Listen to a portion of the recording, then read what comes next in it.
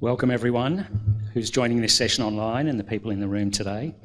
My name's Chris and I work in whistleblower support at the New South Wales Ombudsman. In this presentation, I'm going to cover 10 things that a whistleblower should consider before they speak up in the New South Wales public sector.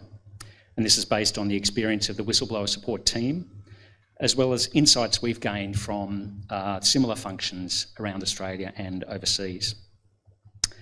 Before I get started, I'd like to acknowledge the Gadigal people of the Eora Nation, who are the traditional custodians of the land I'm speaking from today. I pay my respects to all elders past and present, to the children of today who are the elders of the future, and any First Nation people with us today. A couple of housekeeping items. There'll be time for questions at the end of the presentation, and if you'd like to ask a question, you can drop that into the online chat. Just make sure any questions are of a general nature, please, and avoid referring to any specific case or agency or individual. Obviously, this isn't the right forum for discussing any confidential or sensitive matters. If you do want to ask about a confidential matter, or if we don't get to answer every question today, you can email whistleblower support at the email address that'll be on the screen through most of my talk. Now, to get your input during the session, I plan to run some quick online polls for the audience using the Menti website. You'll be able to join the polls with your mobile phone or from any device with web access.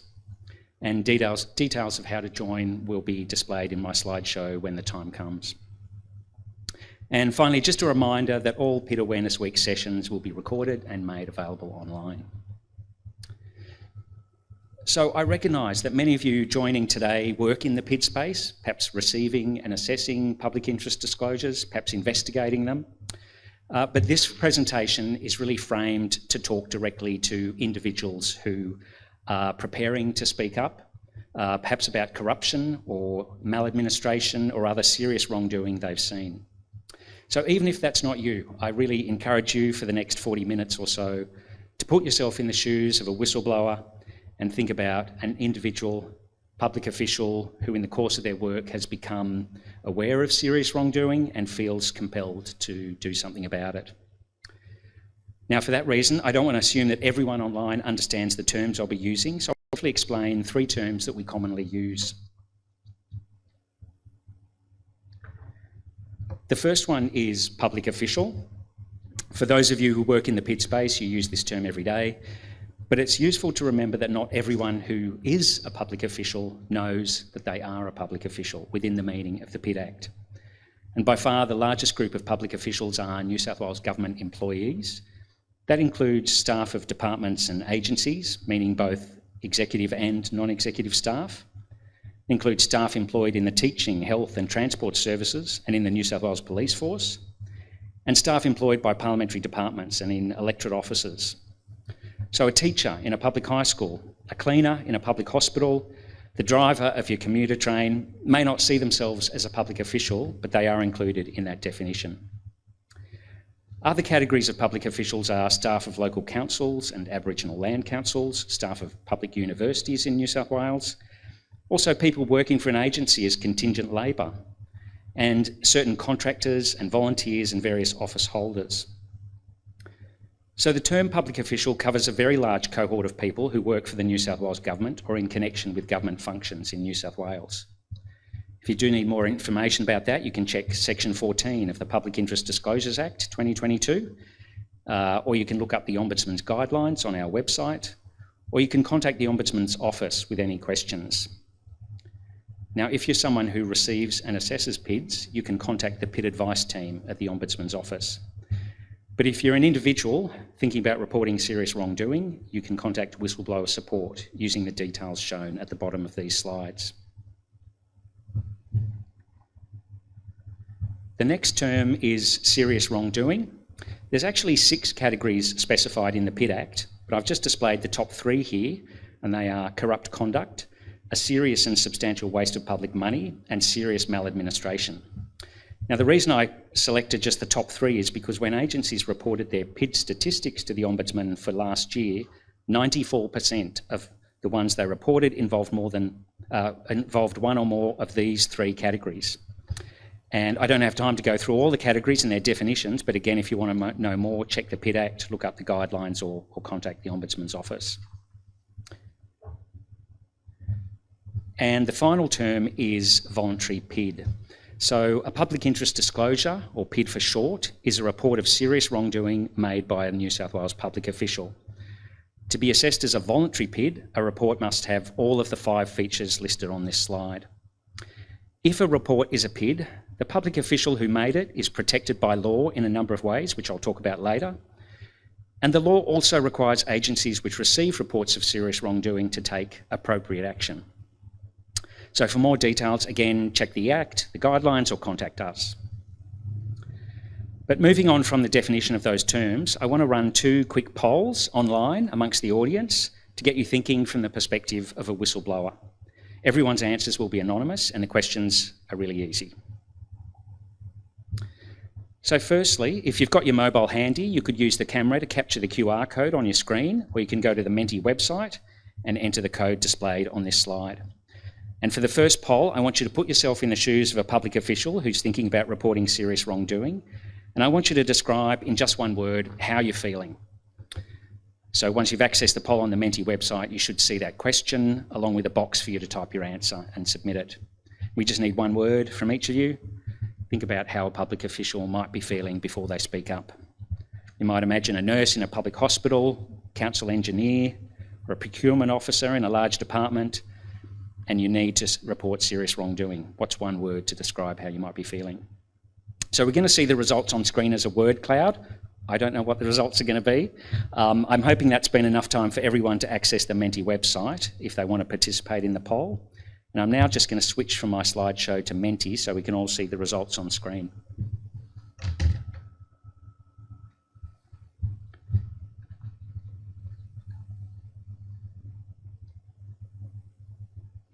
Are those results coming through? There's supposed to be a cloud of words. Oh, here they come. There we go. Okay, so if you've seen a word cloud before, you kind of know how they work. The words that are most commonly included form the centre of the word cloud. So really anxious, nervous and scared are very common feelings there. But I can see people also have included stressed, and worried and intimidated and uncomfortable. I'm not sure I can read all of those words, but probably back at your screens you can read them a little better than I can. That's kind of unsurprising, and look, all of those feelings are quite valid, and in fact it's natural to be experiencing those feelings about speaking up. In whistleblower support, we've definitely seen clients who are having one or more of those feelings. And I guess this poll just reminds us to think about the human being behind a report of wrongdoing and the concerns and the vulnerabilities they may have and the challenges they may be going through. So thank you everyone for that input. And I'm just going to try one more poll. And so I've just shown the barcode again, just in case you didn't get the chance last time. But this time I want, for my next question, I want you to think about who would you talk to if you're a public official who's feeling anxious before speaking up. I did anticipate that some of the answers would be about anxiety.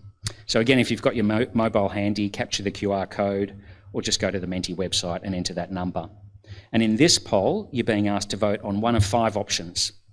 The options are, before speaking up, if you were feeling anxious, you would talk to a trusted colleague or your manager or an employee assistance program, or perhaps no one, perhaps you wouldn't talk to anyone, or perhaps you don't know, or you would choose some other option that's not listed. So again, I'm going to switch to Menti so we can see our poll results live.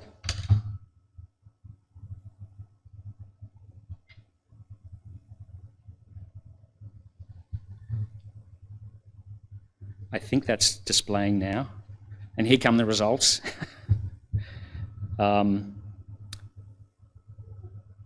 Lots of people voting for a trusted colleague or their manager. Someone has said no one. That's interesting. No one's voted for an EAP yet. Some people don't know. Trusted colleague looks like it's a really popular option.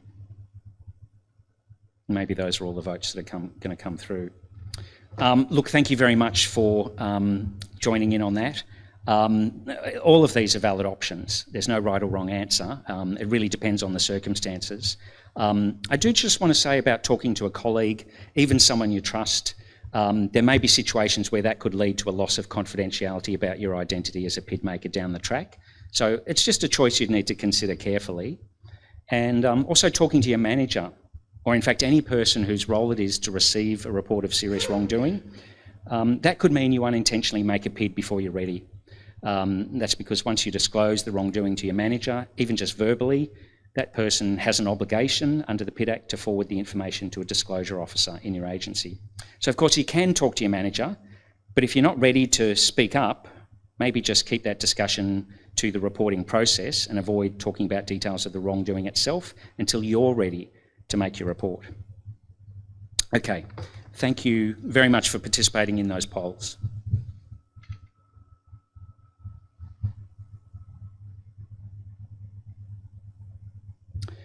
So the reason I wanted to do those polls and get you thinking about what it's like for a public official who wants to speak up is because it's a good introduction to the rationale for the creation of the Whistleblower Support Team.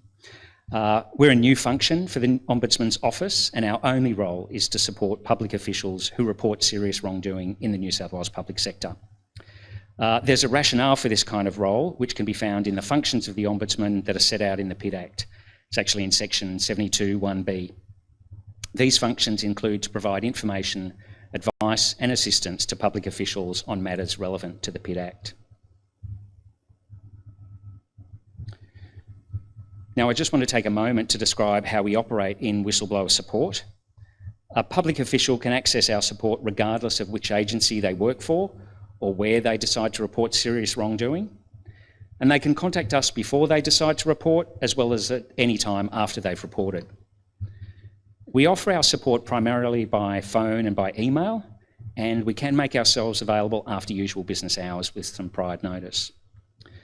Our clients can remain completely anonymous, or they can use an alias if they want, and everything a public official says to us remains strictly confidential within our team. In fact, there's an ethical wall between our function and other Ombudsman areas which receive PIDs or which advise other agencies about handling PIDs. It is important to note that in whistleblower support, we don't advocate or take action on behalf of public officials. So our aim is to help each individual make their own informed choices. Now, I also have to emphasise that our support is intended to complement, but not replace, the duty of an agency that's dealing with a PID to provide information and support to the PID maker. We still think there's a number of benefits to the Ombudsman support model. Firstly, because we're not disclosure officers, a public official can speak freely to us with no risk of unintentionally making a PID. We can be a sounding board and a safe space. We also provide information so that a public official understands their rights and protections. And we try to make sure they have accurate expectations about the PID process and the range of possible outcomes. We can also guide them in exploring their options and the possible implications of each choice they might make. And finally, we recognise that some of our clients might have needs that we are not able to meet, such as for legal advice or for professional support for their well-being. We're working on 2 pilot schemes that will enable us to refer some public officials to that kind of help at no cost to them. In fact, our wellbeing referral scheme commenced as a pilot just last week, and we're continuing to work on arrangements for a possible legal advice referral scheme, hopefully to get started in the coming months. I also just want to make some quick observations about our experience of providing support to whistleblowers based on the first 8 months of our operations. The first is that the earlier a public official contacts us, the better. Before they make a report is good. Before they do anything or talk to anyone is probably even better. To put it simply, before speaking up, a public official has all the control. They can choose when they speak up, what they include in their report, who they report it to, and with what evidence, if any. We think it's really important to consider those decisions carefully. After a public official speaks up, the reality is they will have little to no control over the progression of their report. Another observation we've made is that whistleblower support is kind of labour intensive. We're not like a call centre. The typical length of the first call is close to 60 minutes. There's usually subsequent phone calls and emails to follow up, and we've had clients who come back to us many times over the months throughout their journey. Also, so far, we've noticed that many of the public officials who contact us are in relatively senior roles and already quite well informed about the PID process. So, in fact, when they come to us, they're ready for a deeper conversation. But we think that reflects the fact that awareness about PIDs amongst non-managerial roles is still developing, so we're planning some targeted communications to help raise awareness more broadly. Now, I promised at the beginning to go through 10 things that a whistleblower should consider before they speak up in the New South Wales public sector. So let's get started. Number one is about maintaining confidentiality. Of course, when you report serious wrongdoing, the agency and public officials that receive your report have a legal obligation to keep your identity confidential. But equally important are the steps you can take yourself to maintain confidentiality. In whistleblower support, we've seen a number of cases where a public official has inadvertently done something to undermine their own confidentiality themselves. So, a hypothetical example is where the public official talks to a colleague about their concerns of wrongdoing by others. Later, they go on to make a PID. Then an investigation gets open, people across the organisation are questioned. Even if the investigation is highly discreet, some people might start to speculate about what triggered those questions, and the public official who talked to their colleague is now possibly more easily identified as having made a report. In that situation, the public official could also potentially be at a greater risk of being treated unfavourably for making the report. Now, there are protections that prohibit taking detrimental action against a PID maker, but reducing the risk by keeping things confidential is always a good idea. Another reason to keep your report confidential is to help protect the evidence that might be needed in the investigation. If the people involved in the wrongdoing get wind of a possible investigation, they might take steps to cover their tracks or, by destroying or modifying the evidence trail. So some of our whistleblower clients feel that the safest approach for them is not to tell anyone about their plans to speak up. Others do want to be able to explore their concerns before they speak up, and they might want to do that with a trusted colleague. We just encourage them to think carefully before sharing their plans. The reality is, once you've shared your intentions, you've lost control over that information and where it goes. Outside the workplace, it's also a good idea to avoid talking about plans to report wrongdoing. Many people these days want to share their innermost thoughts on social media, but this is not a topic for venting on the internet. If you want to discuss your concerns before making a report, you can talk to whistleblower support. That's what we're here for. And with us, the information won't go any further. After you've made a report, it can be stressful to maintain confidentiality. Some people start to feel isolated, or they might worry that the confidentiality of their identity has been compromised in some way. In those situations, after you've made a PID, you can talk to the contact officer in your agency. You could speak to your employee assistance program, or you can reach out to whistleblower support at the Ombudsman at any time.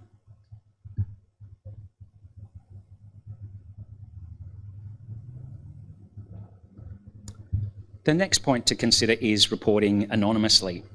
A PID can be made without identifying yourself. For example, some people just phone a reporting hotline, or they send an email from an address that's anonymous. If you choose not to identify yourself, something we suggest is that you think about providing a way for the agency that's handling your report to keep in touch with you. A common way to do that is to create a new email address that doesn't identify you as the sender in any way. Now, you may be wondering why a PID maker would want the agency to be able to contact them again. The reasons include because you want to get updates about how your report is being handled and what was the outcome, or you might be okay with the agency asking you for further details about your report if they need them. And if there is a risk of someone taking detrimental action against you or other people because of your report, the agency that's handling it may need to talk to you about how it's going to protect you. And finally, an important point here is to understand that the term anonymous has a specific meaning in the PID Act. In the Act, the term isn't about whether or not you make your identity known when you report.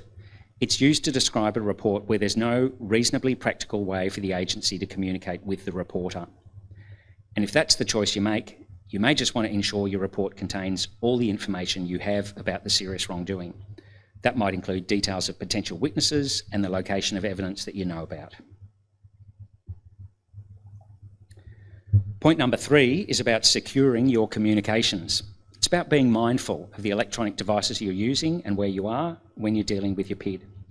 That includes beforehand, when you may be just reading about the PID process, as well as when you're preparing your disclosure.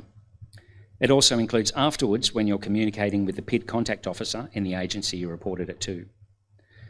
To be mindful about how you communicate, you might want to consider taking some precautions, like avoiding any activity that relates to your PID when you're in the workplace, or at the very least, keeping that activity well out of the sight of others. You might want to use a personal device instead of any work-issued device.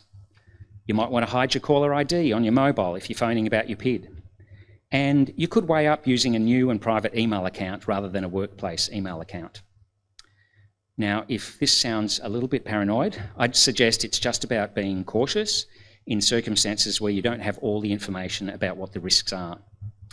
It's worth remembering that workplace emails are not private. They can be accessed by a number of roles that have authority to access digital records.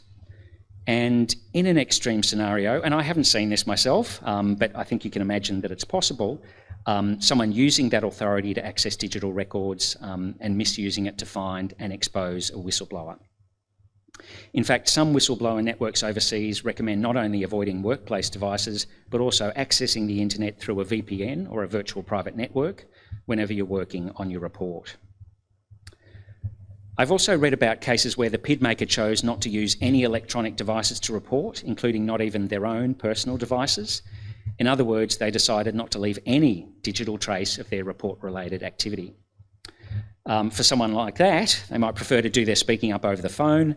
And even if they don't want to disclose a phone number, there's always an option for keeping in touch with the agency. They could simply tell the agency a time when they'll call again from a private number.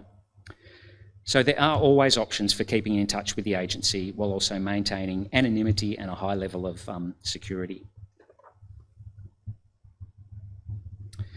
The next thing to consider before you report relates to having reasonable grounds. One of the requirements for your report to be a PID is that you honestly and on reasonable grounds believe your disclosure shows or tends to show serious wrongdoing.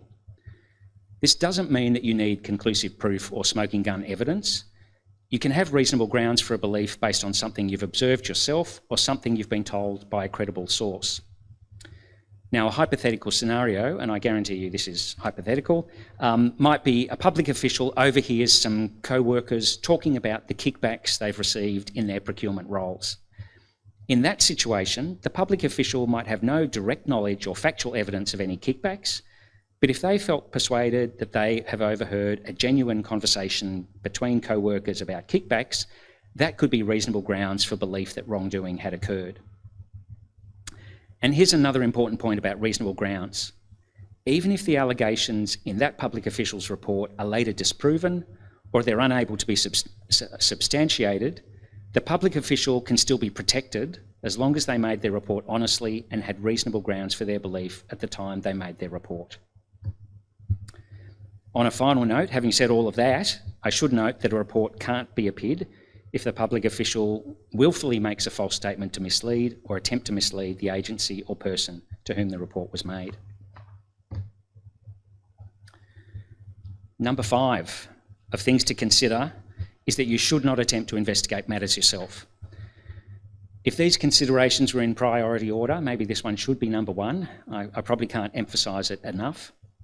The role of a whistleblower is to raise concerns about serious wrongdoing, not to investigate it. It's the agency which receives a report that has a duty to deal with it in accordance with the PID Act, and any investigation would be conducted by a person who's specifically authorised by the agency to undertake that function. If you were to investigate or search for evidence yourself, there's a risk that those activities could expose you as the whistleblower and they could undermine any official investigation by the agency. You might be wondering, what about evidence you already have that you've come across in the ordinary course of your duties? In that case, you can feel free to attach copies to your report. Alternatively, you could just explain in your report where the evidence can be located so that an investigator can find and secure it quickly and easily. Something else you might be wondering about is the obligations of a public official not to disclose confidential information. Most public officials are subject to that obligation through a code of conduct or other policy. And the types of information we're required as public officials to keep confidential can be quite broad, everything from a client's personal details through to information that's commercial in confidence.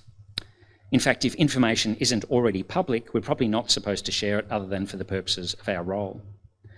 And if we do disclose confidential information without proper authority, there can be serious consequences. However, if you disclose confidential information when you make a voluntary PID, you're protected from civil or criminal liability and from disciplinary action for breaching any usual duty of confidentiality that you had. But here's the thing, that protection doesn't give you absolute immunity for any breach of information controls. So if you access confidential information without the proper authority, even if it's for your PID, you may not be protected from civil or criminal liability or disciplinary action. So for that reason, the key message here is you really should not seek out any information that you're not already authorised to access as part of your duties. In other words, don't go looking, that's the job of an investigator. Another thing that everyone should consider before they speak up is to look up the PID policy of the agency to which they intend to make their report. Agencies should have a copy of the policy on their intranet and their public website, and the PID policy should set out the agency's procedures for how they acknowledge receipt of reports, how they keep PID makers informed, what they do to protect confidentiality, how they manage risks of detrimental action, and what they do if they confirm serious wrongdoing or other misconduct. The PID policy should also list all the disclosure officers in the agency and how they can be contacted.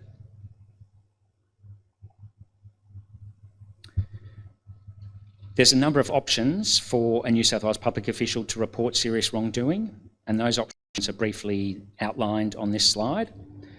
For more details, please check the PID Act or the Ombudsman guidelines or contact whistleblower support. What I want to say here is that your choice about where to report shouldn't be taken lightly. It might seem easiest to disclose to your manager, but before you do, you should consider if they're likely to understand their obligations to pass on your report to a disclosure officer and to otherwise keep it confidential. One reason you might want to consider disclosing to an integrity agency such as the Ombudsman is because if it turns out that your report does not have all the features of a PID, there are still protections for you as a complainant that are similar to the protections for PID makers. In whistleblower support, we can help you explore and understand these reporting options so that you can make an informed choice about which is best for you. Now we're up to number 8 on my list of things to consider. This one is about understanding the legal protections for a public official who makes a voluntary PID. They include confidentiality of the identity of the PID maker, which does have some exceptions, and they include protections against the taking of detrimental action against the PID maker. Now, I won't have time to go through all the protections other than to say it's a good idea to read the Ombudsman guidelines about how they work or to contact whistleblower support if you have any questions. And it is useful to know that these protections apply from the time the public official first makes the report, even if it takes some time for an agency to determine that the report is a PID. Also, it's good to know there are limitations to the protections. For example, making a PID doesn't protect a public official from any and all workplace decisions which they might consider unfavourable to them.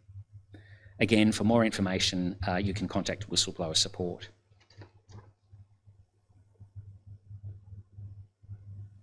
Number 9 is about looking after yourself and being aware that if your well-being is affected, there's help available.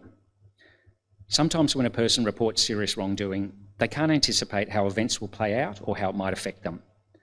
Obviously, we want PID makers to pay attention to signs that their well-being is affected. We encourage them to access any personal support network they have, such as close family or friends, and where necessary, we suggest they seek help from expert professionals.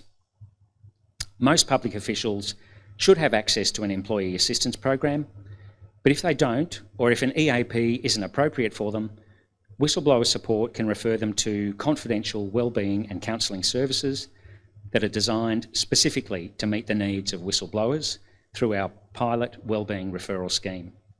Again, for more details, contact us. And that brings me to number 10 on the list of things to consider before you report. which is to contact the whistleblower support team at the New South Wales Ombudsman. And here again are our contact details, and that QR code takes you to our webpage. You can contact us anytime after you speak up, but talking to us before you report is always a good idea if you can. And as I said earlier, we can help you understand the process, explore your options, and help you make your own informed choices. I want to give you two quick examples here that are based on an amalgamation of real-life situations that we've seen. In the first example, a client changed their mind about the content of their report and where they would send it after they spoke with us. They still intended to expose serious potential wrongdoing, but they did it in a different way that was going to feel safer for them. They changed their mind because they got a better understanding of the options and because we helped them explore the implications for them of each option.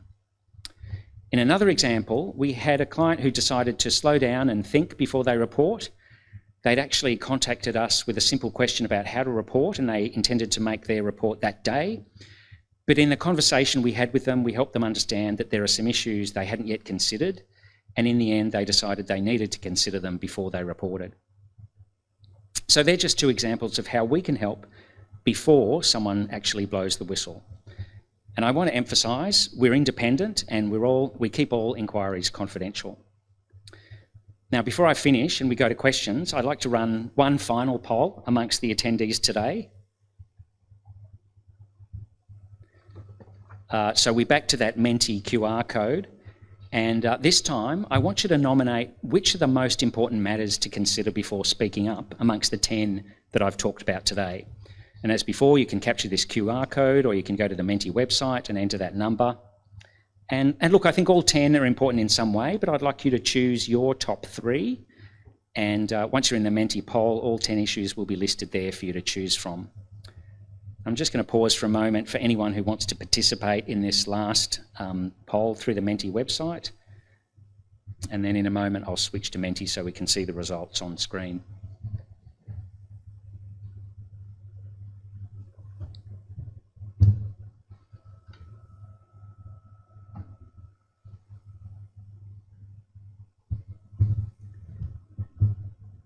Here we go. That's one vote. One vote for secure your communications. Quite a few for reading the PID policy. Okay, here we go. Quite an emphasis on maintaining confidentiality and considering being anonymous.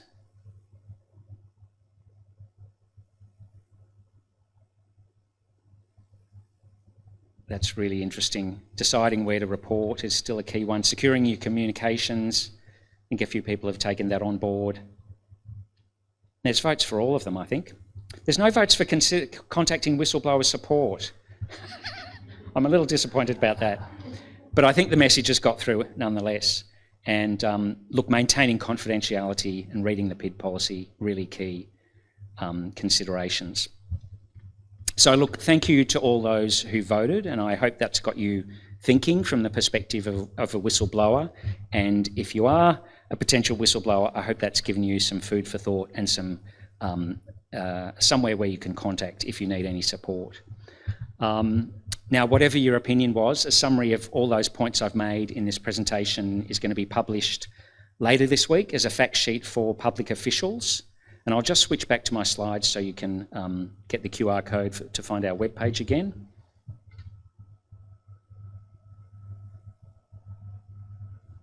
And there's our contact details again. So to find that fact sheet about what to consider before you blow the whistle, just navigate to the Whistleblower Support webpage on the Ombudsman website. It'll be available later this week. I'm sorry that it's not up there right now, but it will be available later this week, and you can use that QR code to get to our webpage. So thank you for your time and attention today. I think we've got some time for questions, and I think my colleague is going to read them out if there are any.